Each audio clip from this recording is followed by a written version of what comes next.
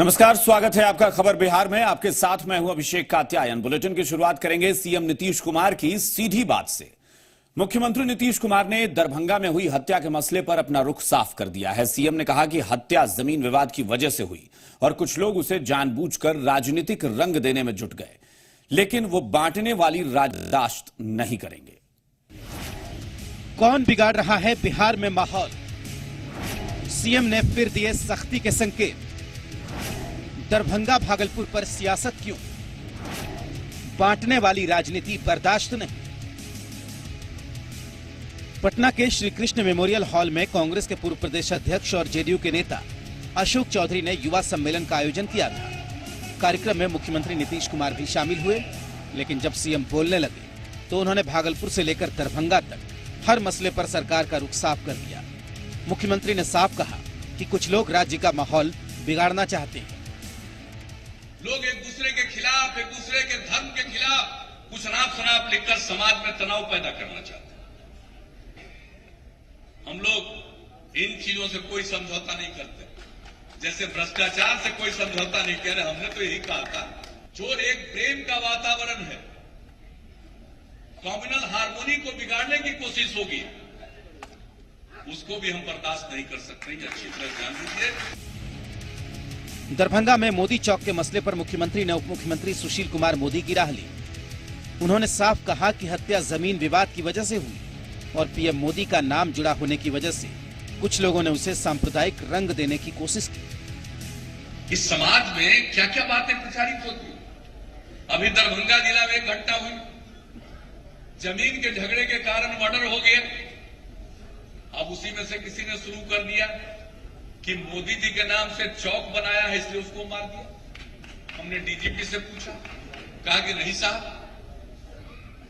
वो तो एगो दुकान है, ऊपर बहुत दिनों से वो बोर्ड लगाए हुए, और ये तो जमीन के झगड़े में मर्डर हुआ। मुख्यमंत्री ने कहा कि कुछ लोग जानबूझकर सौहार्द का माहौल बिगाड़ना चाहते हैं, जिससे उन्हें फायदा हो सके। और कुछ लोगों को वोट की चिंता,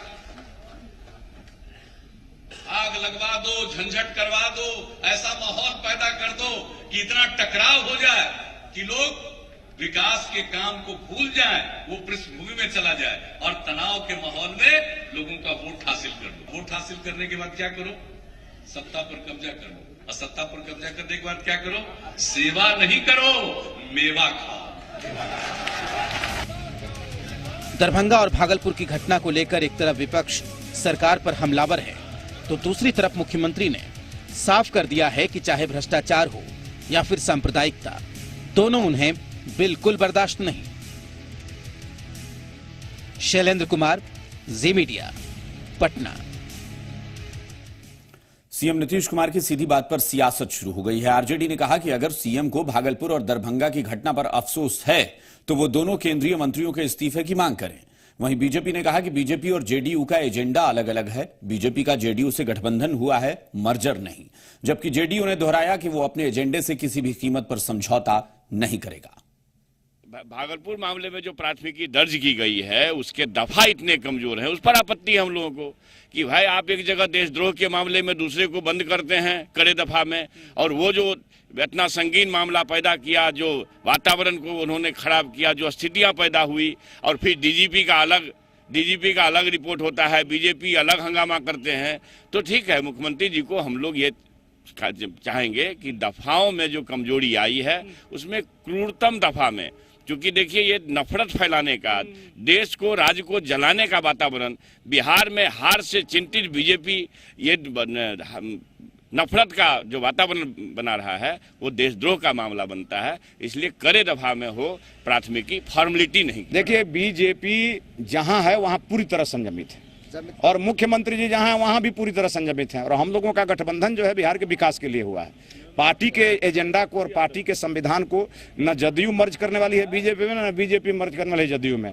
हम राष्ट्रवादी लोग हैं, भारत माता का जय करते रहते हैं, करते रहेंगे। बीजेपी अपने एजेंडा पर काम करेगी और जेडीयू अपने एजेंडा पर काम करेगी। हम सबके साथ सबके विकास, न्याय के साथ विकास की बात करते हैं।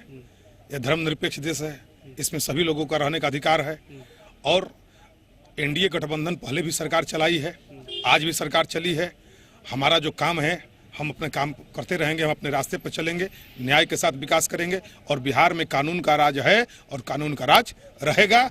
कोई भी कानून का उल्लंघन करेगा उसको सरकार बर्दाश्त नहीं करेगी। यही नीतीश कुमार की असली पूंजी है। नीतीश कुमार ने आरक्षण को लेकर भी राजनीति करने वालों को चेताया है। सीएम ने कहा कि इस देश में किसी में दम नहीं कि वो आरक्षण की व्यवस्था खत्म कर सके। कौन करेगा आरक्षण खत्म? इस देश में किसी में दम नहीं है कि आज जो संवैधानिक व्यवस्था है आरक्षण की, अनुसूचित जाति, अनुसूचित जनजाति और पिछड़े वर्गों की, उसको कोई खत्म कर सकता है। बिहार विधानमंडल के बजट सत्र में काम कम हो रहा है, संग्राम ज्यादा देखने को मिल रहा है। सदन की कार्यवाही एक बार फिर जब आज शुरू हुई तो मंगलवार को भी इसी तरह से जोरदार हंगामा शुरू हो गया। विधानसभा के भीतर आरजेडी और कांग्रेस के नेताओं ने जोरदार हंगामा किया। सभी हिंसा पर कार्रवाई की मांग के साथ साथ गिरिराज सिंह और अश्विनी चौबे के इस्तीफे की भी मांग कर रहे थे। बिहार में गिरिराज पर गदर, अश्विनी पर आर पार की सियासत। आरजेडी ने सदन में खोला मोर्चा। ये सरकार सांप्रदायिक शक्ति को बिहार विधानमंडल के बजट सत्र में विपक्ष का हंगामा जारी है। संरक्षण देने के काम कर रही है। विपक्ष के नेता केंद्रीय मंत्री अश्विनी चौबे और गिरिराज सिंह की केंद्रीय कैबिनेट से बर्खास्तगी की मांग कर रहे हैं।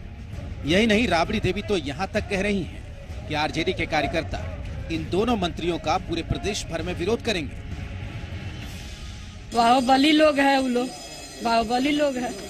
मांग इस्तीफा कर मांग करते हैं, उसकाने का काम कर रहे हैं। बिहार से उसकाएंगे तब ना पूरा देश भर में आग लगेगा। विरोध करेंगे क्या मैडम? तो विरोध तो ही रहा है। विरोध करेंगे क्या? विरोध हम लोग तो करिए रहे हैं। सत्ता पक्ष विपक्ष के बीच तकरार। दरभंगा की घटना पर कौन सच्चा कौन झूठा? अश्विनी के बेटे को बचा रही है सरकार। दूसरी तरफ भागलपुर हिंसा और दरभंगा में कथित मोदी चौक के विवाद में बीजेपी कार्यकर्ता की हत्या को लेकर तेजस्वी यादव ने सरकार से तीखे सवाल पूछे। मांग क्या होंगे? गिरिराज सिंह झूठ बोल रहे थे कि सुशील मोदी झूठ बोल रहे थे? आप ही बता दीजिए कौन झूठ बोल रहा था। तो झूठ जो बोल रहा था उस पर कार्रवाई होनी चाहिए ना, जो भड़काने का काम कर रहा था। यहाँ अश्विनी चौबे के बेटे, वह शाश्वत जो भी नाम है उनका, इस तरह से किसके परमिशन से आपने निकाला जुलूस? और आपने इस तरह का डीजे में क्यों गाना बजवाने का काम किया? उन्हीं के नेतृत्व में चला पूरा बाइक जुलूस निकाला गया है। विधानसभा में संसदीय कार्य मंत्री श्रवण कुमार ने आरजेडी पर भागलपुर और दरभंगा मामले पर सियासत करने के आरोप लगाए। इन विषयों पर कार्रवाई कर रही है महोदय, और ये अनावश्यक रूप से सदन का समय बर्बाद कर रहे हैं। बजट सत्र के दौरान मंगलवार को विधानसभा में 100 से ज्यादा प्रश्न सूचीबद्ध थे, लेकिन विपक्ष के हंगामे के कारण ज्यादातर प्रश्न धरे के धरे रह गए। कहा जाए तो सत्ता और विपक्ष के नेता अपनी राजनीति चमकाने के चक्कर में जन मुद्दों को तिलांजलि दे रहे हैं। रजनीश के साथ शैलेंद्र, जी मीडिया, पटना। भागलपुर हिंसा और दरभंगा में कथित मोदी चौक को लेकर बीजेपी नेता की हत्या पर आरजेडी और कांग्रेस के नेता जहां केंद्रीय मंत्री अश्विनी चौबे और गिरिराज सिंह पर सवाल उठा रहे हैं, वहीं बीजेपी के नेता पुलिस की जांच को ही कटघरे में खड़ा करने में लगे हैं। पूरे मामले की जांच करके जो दोषी है उस पर कार्रवाई होनी चाहिए। लेकिन जांच में तो सर डीजीपी ने भी कह दिया है कि जमीन विवाद का मामला। मैंने कहा है गहराई से इसकी जांच हो रही है, जांच का परिणाम आने दीजिए। अगर आप में थोड़ा भी हया और शर्म है और समाजवादी पृष्ठभूमि को अपने आप को बताते हैं, तो ये आरएसएस और बीजेपी के जो एमपी हैं और केंद्र में मंत्री हैं, क्या उन पर केस करके कार्रवाई करना चाहेंगे? उसमें जो दफा लगनी चाहिए अश्विनी चौबे के पुत्र पर, वो दफा नहीं लगा के खाना पूर्ति सरकार की है। हम लोग सभी चाहेंगे कि माननीय मुख्यमंत्री जी इसको तवज्जो दें और जो उनकी कसनी और करनी में एकरूपता लाएं। अश्विनी चौबे के पुत्र जो नामजद प्रथम अभियुक्त हैं, उनकी गिरफ्तारी हो। सत्ता पक्ष और विपक्ष के टकराव के बीच आज विधान परिषद में भूंजा चर्चा का विषय रहा। बीजेपी एमएलसी रजनीश कुमार ने सरकार से भूंजा को कुटीर उद्योग में शामिल करने की मांग की, तो ग्रामीण विकास मंत्री ने सदन को भरोसा दिलाया कि भूंजा व्यवसाय से जुड़ी महिलाओं को स्वयं सहायता समूह से जोड़ा जाएगा और उन्हें वित्तीय मदद दी जाएगी। विधान परिषद में भूंजा पर चर्चा, कुटीर उद्योग में शामिल करने की मांग। रोजगार का जरिया है बिहार का फास्ट फूड।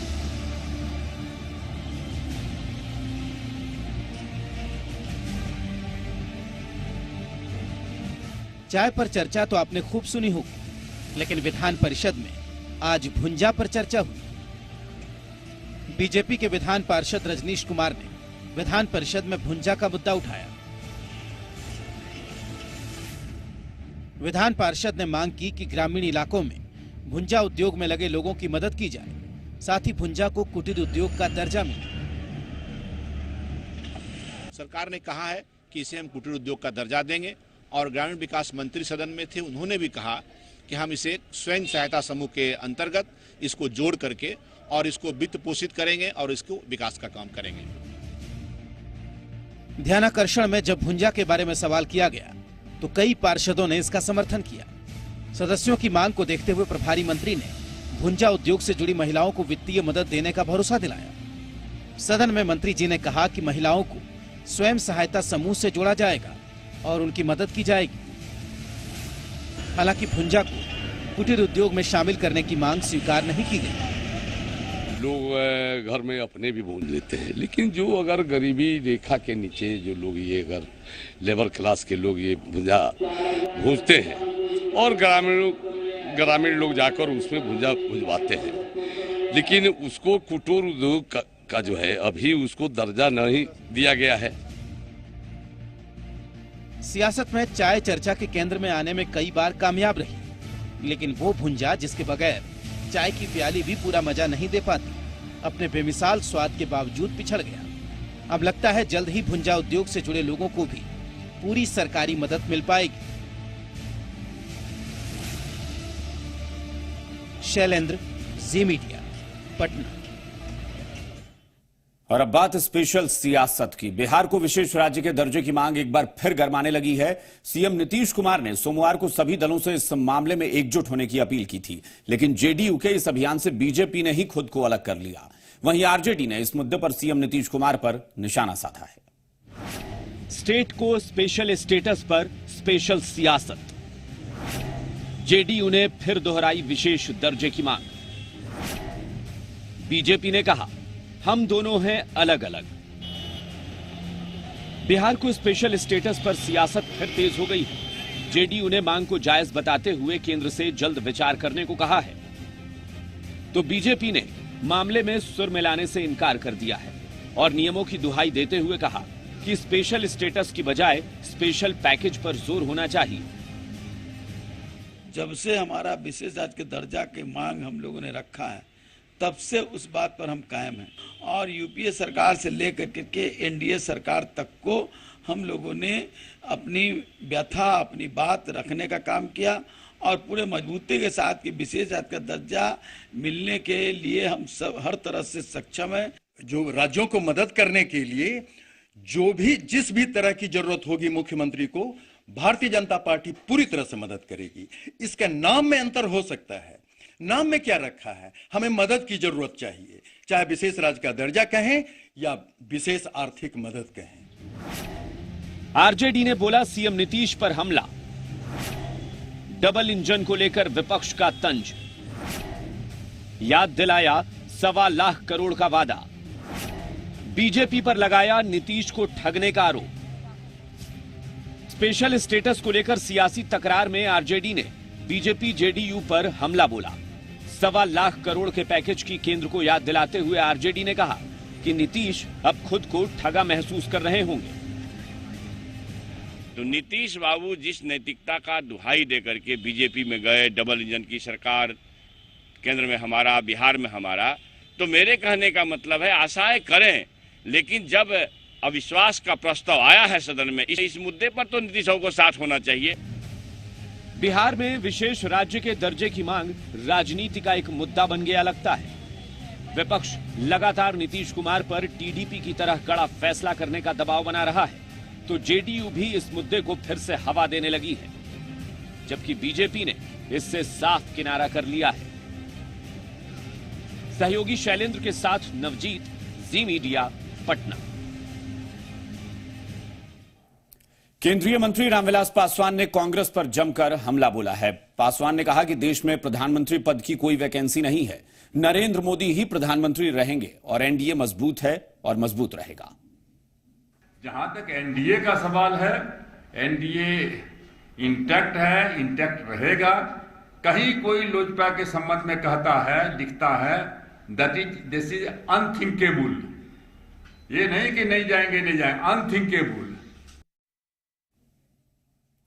जेडीयू के बागी नेता उदय नारायण चौधरी ने मुख्यमंत्री नीतीश कुमार और केंद्रीय मंत्री रामविलास पासवान पर निशाना साधा है। उन्होंने कहा कि देश के जो राजनीतिक हालात हैं उसे दो मौसम वैज्ञानिकों ने पहले से ही भांप लिया है, जो समय के मुताबिक अपना पाला बदलते रहते हैं। जब से हिंदी भाषा भाषी क्षेत्रों में जो बाई इलेक्शन हुआ है, उपचुनाव, उसके रिजल्ट आए हैं, गोरखपुर, फूलपुर, अररिया जो भी है, या राजस्थान का है, मध्य प्रदेश का है, इन सब को देख करके जिनका राजनीतिक जनाधार खसक रहा है, जो मौसम वैज्ञानिक के रूप में लोग देखे जाते हैं, उस सब राजनीतिक तौर से उन सभी मौसम वैज्ञानिक लोग अब तीसरा मोर्चा खड़ा करने के रूप में दिखाई दे रहे हैं। अब हम जो खबर दिखाने जा रहे हैं वो बेहद दुखद है। इराक में अगवा 39 भारतीयों को आईएसआईएस ने मार डाला है। ये जानकारी विदेश मंत्री सुषमा स्वराज ने आज संसद में दी। भारत सरकार ने लापता भारतीयों के रिश्तेदारों से शवों के डीएनए सैंपल को मैच करवाया। इसके बाद ये दुखद जानकारी मिली कि ये सभी वही 39 भारतीय हैं जो पंजाब, हिमाचल प्रदेश, पश्चिम बंगाल और बिहार से नौकरी के लिए इराक गए थे और आईसिस ने मोसुल से अगवा किया था। विदेश राज्य मंत्री वीके सिंह ने बताया कि वो 8-10 दिन में इराक जाने वाले हैं और स्पेशल विमान से लोगों का शव भारत लाया जाएगा, उन्हें सौंपा जाएगा। केंद्र सरकार के मुताबिक मारे गए 39 भारतीय नागरिकों में 6 बिहार के थे, जिनमें 5 का डीएनए मिलान के बाद पुष्टि हो चुकी है। अगवा भारतीयों के मारे जाने की सूचना के बाद परिजनों पर दुखों का पहाड़ टूट पड़ा है।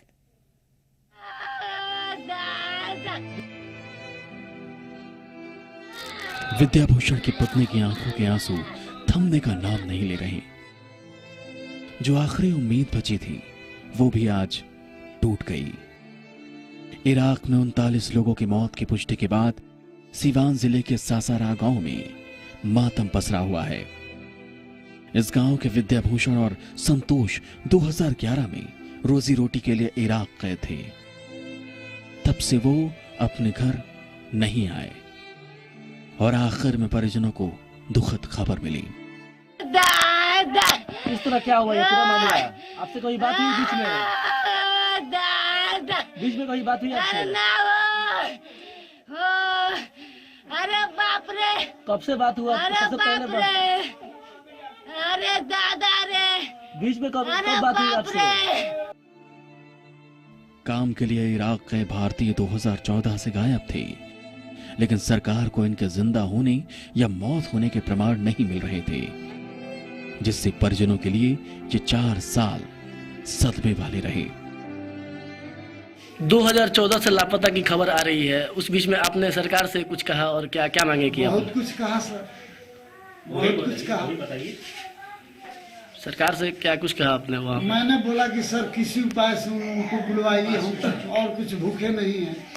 सरकार बोली कि हम 7 सीबीआई बहाल किए हैं, हमारा सारा सीबीआई रिपोर्टर बता रहा है कि वो सही सलामत है। यही कह के तो आश्वासन देती थी सरकार ने। इराक में 39 भारतीयों की हत्या, आईएसआईएस ने किया नरसंहार, बदोश की पहाड़ी में दफन 6 बिहारी। जून 2014 में इराक के मोसुल शहर में आतंकी संगठन आईएसआईएस ने 40 भारतीयों का अपहरण किया था। इनमें से एक व्यक्ति खुद को बांग्लादेश से आया मुस्लिम बताकर बच निकला। बाकी 39 भारतीयों को बदोश ले जाकर मार डाला गया, जिसमें 6 बिहार के रहने वाले थे।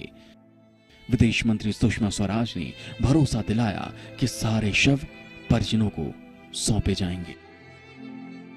और बिहार के 6 में से 5 इन 38 लोगों की पहचान हो चुकी है। एक बिहार का लड़का राजू यादव, उसकी पहचान अभी बाकी है। कि मैं पक्के सबूत के साथ क्लोजर करूंगी। आज मैं ये कहना चाहूंगी कि जब हम उनके परिवारजन को उनके बच्चों की अस्थियां, उनके पार्थिव शरीर दे देंगे तो भले ही रोध होकर सही, लेकिन वो क्लोजर कर देंगे। विदेश राज्य मंत्री वीके सिंह 8 से 10 दिन में इराक जाएंगे और स्पेशल विमान से भारतीयों के शव वापस लाए जाएंगे। ब्यूरो रिपोर्ट, जी मीडिया।